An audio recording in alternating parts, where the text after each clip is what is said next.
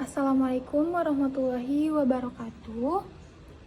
Bagaimana kabarnya anak-anak? Alhamdulillah. Bila semuanya kabarnya baik, puji syukur kehadirat Allah Subhanahu wa Ta'ala, yang mana pada kesempatan hari ini Ibu dapat bertemu dengan kalian semua. Pertama kali masuk ya Ibu di sini. Ini dari kelas IPA 3 ya. Ya, sebelumnya apakah ada yang sudah mengenal Ibu? Tidak ada ya, iya, karena Ibu di sini baru ya. Oke, ada sebuah pepatah, tak kenal maka tak sayang. Maka izinkan Ibu untuk memperkenalkan diri Ibu terlebih dahulu. Perkenalkan, nama Ibu Intan Naysila, atau kalian bisa memanggil Ibu Intan. Iya, di sini Ibu masih melanjutkan pendidikan di salah satu universitas, yaitu di Jakarta, Universitas Indra Prasta PGRI. Unindra, ada yang tahu di sini Unindra? Iya, iya. Apakah setelah lulus SMK ini ada yang bertujuan untuk masuk ke Universitas Indra Prasta PGRI? Iya, dimanapun kampusnya nanti, semoga semuanya menjadi orang yang sukses ya, amin. Oke, sebelum Ibu melanjutkan membahas materi pada hari ini, mari kita berdoa terlebih dahulu. Iya, berdoa menurut kepercayaan masing-masing. Dimulai.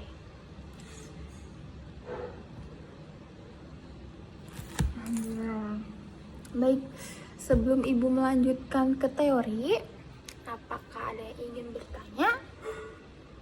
Oh iya, tadi Ibu belum memberitahu ya. Iya, jadi Ibu itu tinggal di Bogor, di daerah Cilengsi. Iya, ada yang tahu? Tidak. Kok tidak? Iya, karena lokasi daerahnya jauh ya sama sekolahan ini. Iya. Oke, bila tidak ada yang ingin bertanya lagi, baik, untuk pertemuan hari ini Ibu akan memberikan sebuah layanan di dalam BK, di dalam bimbingan dan konseling, yaitu layanan informasi. Sebelumnya, apakah ada yang tahu layanan informasi itu apa?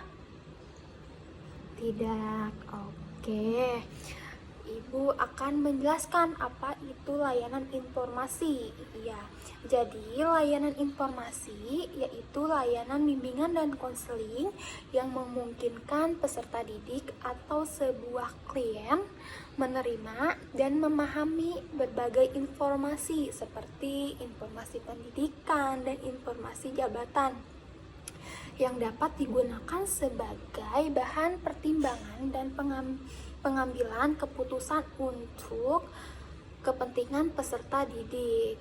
Peserta didik itu yaitu si kliennya itu. Iya. Oke, baik, di pertemuan pertama ini, karena waktunya kita singkat untuk bertemu, karena kalian semua sebentar lagi akan lulus ya. Iya. Ya, di sini Ibu sengaja memberikan teori, yaitu teori tes minat dan bakat pada siswa. Kenapa sih ada tes minat dan bakat di kelas 3 ini? Ya, karena kebanyakan siswa itu kebingungan nanti setelah lulus gimana sih kerja, misalnya kerja nanti di bidang apa nih, kebingungan seperti itu. Lalu ada yang ingin melanjutkan pendidikan, misal mau melanjutkan ke universitas ya, kuliah, yaitu misal ngambil jurusan apa nih gitu kan. Nah, makanya dari itu di sini Ibu memberikan sebuah teori tes minat dan bakat ini. Sebelumnya ada yang tahu tidak tes minat dan bakat itu apa?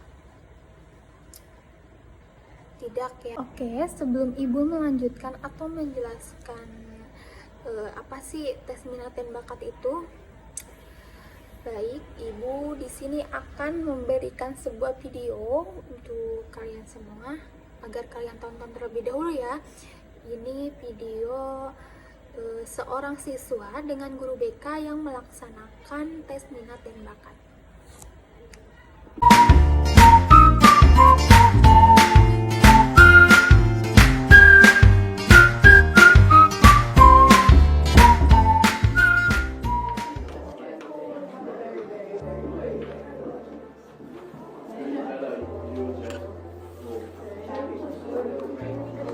Kamu kenapa, Sa? Nggak biasanya kamu nggak semangat begini. Iya nih Man, aku bingung gimana ngebujuk papa mamaku. Hah? Emang papa mama kamu kenapa, Sa? Kamu tahu kan, aku suka banget nonton film. Aku tuh suka banget film-film layar lebar Indonesia, drama Korea. Aku suka banget sinematografi, Man. Aku tahu kamu suka banget nonton segala macam film. Dari yang sedih-sedih sampai film aksi, kamu kan suka semua. Terus masalahnya apa, Sa? Jangan bilang kamu pengen jadi artis ya. Ih, gak gitu. Aku kepengen ambil jurusan sinematografi buat kuliahku nanti. Tapi papa mama pengennya aku ngikutin mereka jadi dokter. Susah banget bujuk orang tuaku. Aku yakin, Sa. Sebenarnya maksud mereka baik. Kamu udah coba minta tolong sama guru bimbingan konseling kita belum? Siapa tahu Budian bisa bantu komunikasi ke orang tua kamu. Bapak dan Ibu, terima kasih sudah datang. Saya ingin menyampaikan hasil bimbingan karir Raisa ya. Raisa berminat mengambil jurusan sinematografi saat kuliah nanti. Budian, apakah bisa Raisa diarahkan menjadi dokter? Setelah melalui program bimbingan karir, Raisa berminat dengan jurusan sinematografi dan bercita-cita menjadi produser film. Kami melihat justru Raisa berbakat menjadi dokter, Bu. Lihat saja nilai-nilai Raisa di pelajaran eksakta, ilmu pengetahuan alam, dan bahasa Inggrisnya. Semua memuaskan. Betul, Pak. Namun, dalam menentukan karir seorang anak, dibutuhkan keterampilan, minat, tujuan, dan kepribadian siswa. Keterampilan numerasi dan literasi Raisa memang sangat baik, Pak. Namun, kita juga mempertimbangkan minat siswa, tujuan siswa, dan kepribadian siswa.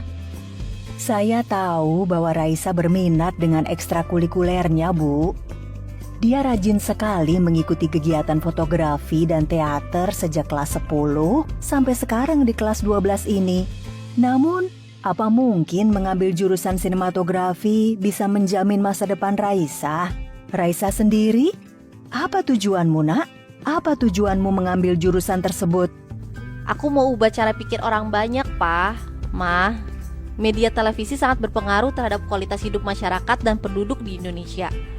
Raisa mau bikin film atau serial yang menarik tapi masuk akal, relevan, dan edukatif. Menarik ya, Pak, Bu. Anak pun memiliki pilihan dan tujuannya sendiri yang seringkali berbeda dengan kemauan kita. Tugas kita adalah memberikan anak kebebasan berpendapat dengan cara menyimak pilihan anak dan membantu mereka untuk menentukan pilihan atas masa depannya. Raisa anakku, apakah kamu bisa bertanggung jawab dengan pilihanmu? Papa dan Mama bisa percaya sama aku. Aku gak akan kecewain Papa dan Mama. Bapak dan Ibu, dalam 1 hingga 2 dekade ke depan, dunia yang dijalani anak kita akan berbeda dengan dunia yang kita jalani saat ini. Pekerjaan-pekerjaan di industri kesehatan, ekonomi, dan agrikultur akan tetap dibutuhkan. Namun, tidak sedikit pekerjaan yang akan tergantikan oleh otomatisasi dan komputerisasi. Saat ini, pekerjaan di industri kreatif, industri teknologi dan informatika, dan industri mode juga sangat dibutuhkan. Sebab itu, eksplorasi karir untuk masa depan anak sebaiknya bersifat terbuka. Mari kita biasakan berdiskusi dengan anak dan berikan anak kesempatan menyuarakan pendapatnya. Sebagai orang tua dan guru, kita bisa bergandengan tangan membimbing anak dalam menentukan pilihan yang tepat sebagai bekal penting bagi mereka kelak. Ini adalah contoh nyata praktik baik, merdeka belajar, yang dapat diterapkan di rumah dan di sekolah.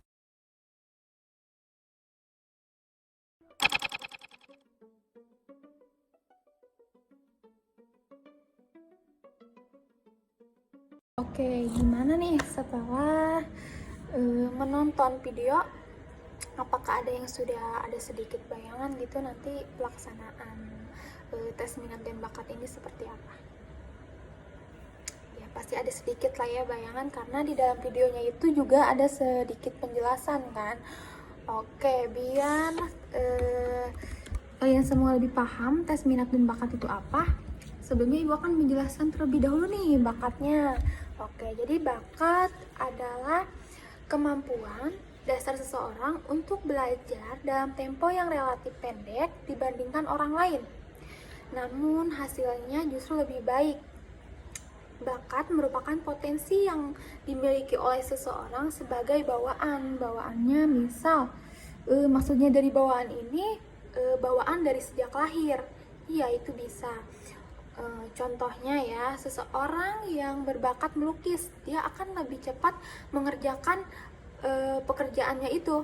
Pekerjaannya sebagai pelukis itu dia akan lebih cepat melukisnya ya kan, daripada dibandingkan dengan seseorang yang kurang berbakat. Iya, seperti itu. Oke, bakat ya. Selanjutnya minat. Minatnya itu adalah suatu proses atau suatu perangkat mental yang terdiri dari suatu campuran dari perasaan, harapan, pendirian, prasangka, rasa takut atau kecenderungan lain yang mengarahkannya individu kepada suatu pikiran tertentu kan. Jadi dapat disimpulkan minat ini yaitu suatu proses pengembangan dalam mencampurkan seluruh kemampuan yang ada untuk mengarahkan individu kepada suatu kegiatan yang diminatinya. Oke, ada yang belum paham atau kurang mengerti gitu bisa ditanyakan langsung kepada ibu ya. Oke, ada yang ingin bertanya? Bila tidak, ibu akan melanjutkan nih. Melanjutkan ke macam-macam bakat dan minat ya.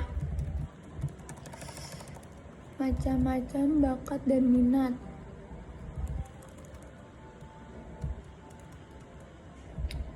Oke, gimana? Ada yang ingin bertanya? Tidak ya? Oke. Ibu lanjutkan saja. Macam-macam bakat dan minat. Bakat di macam-macam bakat itu ada bakat umum dan bakat khusus. Apa sih bakat umum? Bakat umum merupakan kemampuan yang berupa potensi dasar yang bersifat umum. Artinya setiap orang memiliki, ya kan? Ya, terus bakat khusus. Bakat khusus ini merupakan kemampuan yang berupa potensi khusus, artinya tidak semua orang memiliki. Misalnya bakat seni, bakat kepemimpinan, terus misalnya penceramah atau olahraga dan sebagainya. Gitu. Oke, sampai sini ada yang ingin bertanya lagi? Sengaja nih ibu sedikit menanyakan gimana kalian ingin bertanya atau tidak, agar ibu tahu kalau kalian itu sudah paham atau belum gitu. Gimana, ayo jangan malu-malu bertanya ya.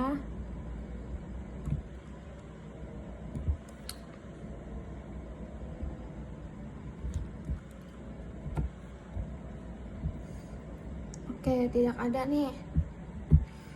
Kalau tidak ada, ibu lanjutkan.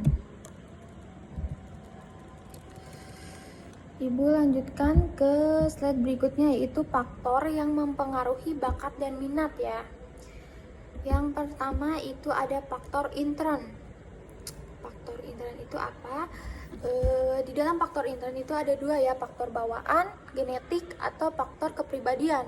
Nah, di faktor bawaan atau genetik ini, faktor ini merupakan faktor yang mendukung perkembangan individu dalam minat dan bakatnya itu sebagai totalitas karakteristik individu yang diwariskan oleh orang tua kepada anak dalam segala potensi melalui fisik maupun psikis yang dimiliki individu sebagai pewarisan dari orang tuanya.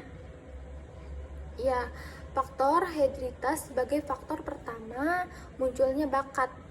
Dari segi biologi, bakat sangat berhubungan dengan fisik otak. Bila otak kiri dominan, segala tindak dalam verbal, intelektual, sekensial, teratur rapi, dan logis. Sedangkan otak kanan berhubungan dengan masalah spesial, nonverbal, estetik, dan artistik, serta atletis. Oke, di yang kedua itu ada faktor kepribadian. Faktor kepribadian yaitu keadaan psikologis di mana perkembangan potensi anak tergantung pada diri dan emosi anak itu sendiri. Hal ini akan membantu anak dalam membantu konsep serta optimis dan percaya diri dalam mengembangkan minat dan bakatnya. Oke, yang kedua ini ada faktor ekstern. Nah, di faktor ekstern itu ada faktor dari lingkungan.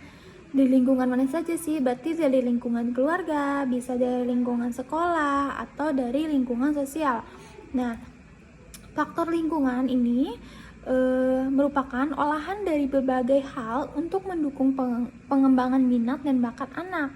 Nah, faktor lingkungan tersebut, yang tadi terbagi dari lingkungan keluarga, lingkungan sekolah, atau lingkungan sosial. Nah, di lingkungan keluarga ini, lingkungan keluarga juga kan merupakan tempat latihan atau belajar dan tempat anak memperoleh pengalaman karena keluarga merupakan lingkungan pertama dan paling penting bagi anak. Nah, lanjut dari lingkungan sekolah, suatu lingkungan yang dapat mempengaruhi proses belajar mengajar kondusif yang bersifat formal. Nah, lingkungan ini sangat berpengaruh bagi pengembangan minat dan bakat karena di lingkungan ini minat dan bakat anak dikembangkan secara intensif. Karena lingkungan keluarga dengan lingkungan sekolah juga kan bisa dibilang setengahnya ya kan. Maksudnya setengahnya itu kalian bisa dibilang ya memang lebih banyak di lingkungan keluarga, tetapi bisa dibilang banyak juga di lingkungan sekolah ini. Ya, lanjut lingkungan sosial. Nah, lingkungan sosial di sini juga suatu lingkungan yang berhubungan dengan kehidupan masyarakat ya kan. Di lingkungan ini anak akan mengaktualisasikan minat dan bakatnya kepada masyarakat karena kan bersosialisasi. Iya. Oke. Terus ada yang ingin bertanya lagi? Oke, jika tidak, Ibu akan melanjutkan ya cara mendeteksi bakat. Nah, cara mendeteksi bakat ini yang pertama itu ada perlu keberanian. Nah, wajib dong. Memang yang pertama itu harus ada keberanian. Ya kan? Nah, keberanian di sini, keberanian itu merupakan yang membuat kita mampu menghadapi tantangan atau hambatan, baik yang bersifat fisik dan psikis maupun kendala-kendala sosial atau yang lainnya. Nah, keberanian ini akan memampukan kita melihat jalan keluar berhadapan dengan berbagai kendalanya. Berbagai kendala yang ada dan bukan sebaliknya membuat kita takut dan melarikan diri secara tidak bertanggung jawab. Nah, jadi keberanian ini agar kita itu bertanggung jawab ya kan, terus tidak merasa takut gitu. Oke, yang kedua ini ada kalian itu perlu didukung latihan. Latihan juga sangat perlu kan, ya karena latihan ini adalah kunci dari keberhasilan. Latihan di sini bukan saja dari segi kuantitasnya, tetapi jika dari segi motivasi yang menggerakkan setiap usaha yang kelihatan secara fisik. Lalu yang ketiga perlu didukung lingkungan. Nah, faktor lingkungan ini juga kan sangat perlu ya kan. Nah, lingkungan di sini tentu dalam arti yang sangat luas, termasuk manusia fasilitas, biaya, dan kondisi sosial lainnya yang turut berperan dalam usaha pengembangan bakat dan minat. Nah, yang keempat ini, yang terakhir, perlu memahami hambatan-hambatan pengembangan bakat dan cara mengatasinya. Di sini, sekali lagi kita perlu mengidentifikasi dengan baik kendala-kendala yang ada. Kita kategorikan mana yang mudah diatasi dan mana yang sulit. Kemudian mulai kita memikirkannya jalan keluarnya. Oke, baik, berhubung penjelasannya sudah selesai dan kalian sudah mengerti semua. Di sini Ibu akan memberikan tugas kepada kalian semua, yaitu sebelumnya kalian dibentuk menjadi 3 kelompok ya. Ya, 3 kelompok terlebih dahulu. Karena di kelas ini ada 15 orang, maka satu kelompoknya berapa orang? Ya, betul, 5 orang ya berarti. Nah, setelah kalian membuat kelompok, nah tugasnya itu Ibu akan memberikan tugas kepada kalian untuk menganalisis hasil dari penjelasan Ibu saat ini. Ibu ingin tahu kalian sejauh mana memahami apa yang Ibu sampaikan ini. Ya, oke, mengerti? Ada yang ingin bertanya? Oke, tidak. Baik. Berhubung sudah selesai dan waktunya sudah menunjukkan jam Ibu selesai dan waktunya Ibu untuk masuk ke ruangan selanjutnya, ke kelas selanjutnya, iya, maka akan Ibu tutup dan mohon maaf bila ada salah kata atau yang menyinggung hati kalian. Iya, baik, Ibu tutup. Wassalamualaikum warahmatullahi wabarakatuh.